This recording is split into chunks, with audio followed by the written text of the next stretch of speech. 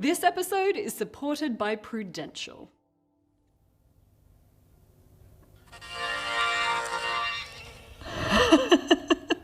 You may have seen some videos doing the rounds online. The new British £5 banknote and the new Australian $5 note being used as the needle for a record player. It's pretty cool. They actually play music. Oh, that's so cool. But like any story involving Britain and Australia, one of us had to do it better. It's a friendly rivalry. And according to some reports, the £5 note is so much more awesome than Australia's. So I felt like I had to look into it. I'm not letting my dollary dues go down unjustly. $900 dues! And it turns out the science behind these two notes is exactly the same. They're made from the same technology and the same materials. But the interesting thing is that the new £5 banknote wouldn't even be around if it wasn't for the Australian dollar. Let me take you back in time. On February 14, 1966, Australia broke free from the mother country and released its own decimal currency. After a nationwide competition to name our notes, submissions included the Austral, Boomer, Quid and Ming, we settled on dollar. Pretty unoriginal. Around the same time, some guys in a Melbourne pub hatched a plan to print fake notes with simple office equipment. They pocketed $800,000 worth of forgeries in 1966, an adjusted value of over $10 million today. They got some serious bank. But the next year, most of the guys from the pub went to jail. It turned out one of them became a police informant. And there was a general distrust of $10 notes. Some unions wouldn't accept them in their pay packet. Let's call it the $10 side-eye.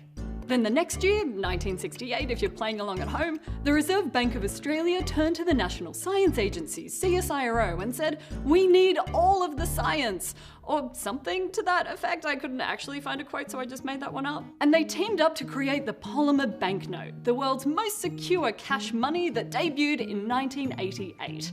It underwent a lot of testing leading up to its release, like the field test that I found this picture of. Just gonna leave this up here for another second. From there, the polymer banknote technology kept improving, and it's culminated in this $5 note that was released in September 2016. Look, there's the Queen. Hi Liz, if you're watching, please subscribe. These banknotes have a fair bit of bling, like this transparent window that has an optically variable device. It splits and diffracts light into several beams so their appearance changes when the note is viewed in different directions. In fact, the anti-counterfeiting features of these notes are full of cool party tricks. If you carry a clip-on microscope lens around in your handbag like I do, you can see the microtext printed on the $10 note. I wish I was joking, but I do actually take this everywhere. On Australia's tenner, there's the poem The Man from Snowy River, which is printed as shading behind the man who wrote it, Banjo Paterson. There's a bunch of microtext on notes where it looks like shading. Where the wild bush horses are, and the stock horse snuffs the battle with $10, $10, $10, $10, $10. Isn't that great? On the new $5, it says $5, $5, $5. You get the picture. But of course, the best party trick you can do is to use the note as a record needle. Really, you can use the older notes, but the new ones just work better because they're super crisp and don't have as much wear and tear. Okay, let's see if I can actually do this. Okay.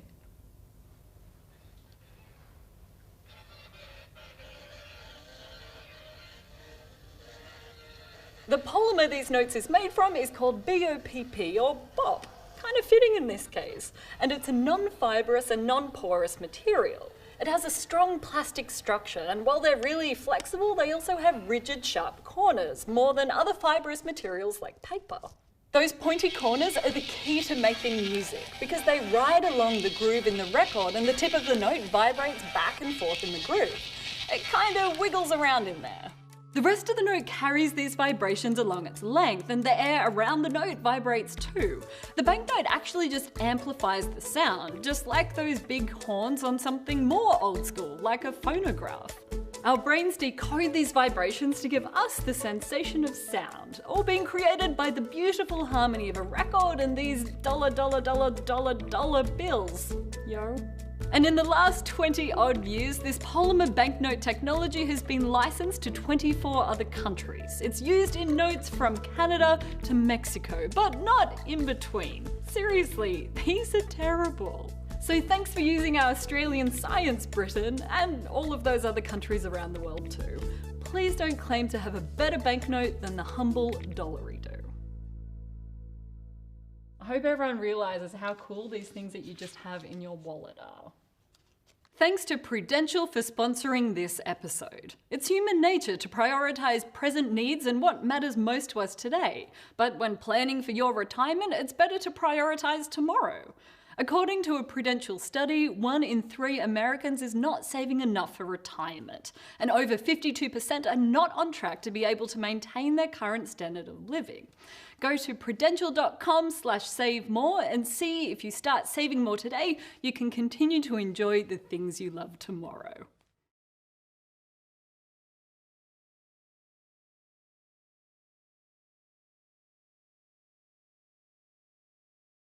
I want that cash.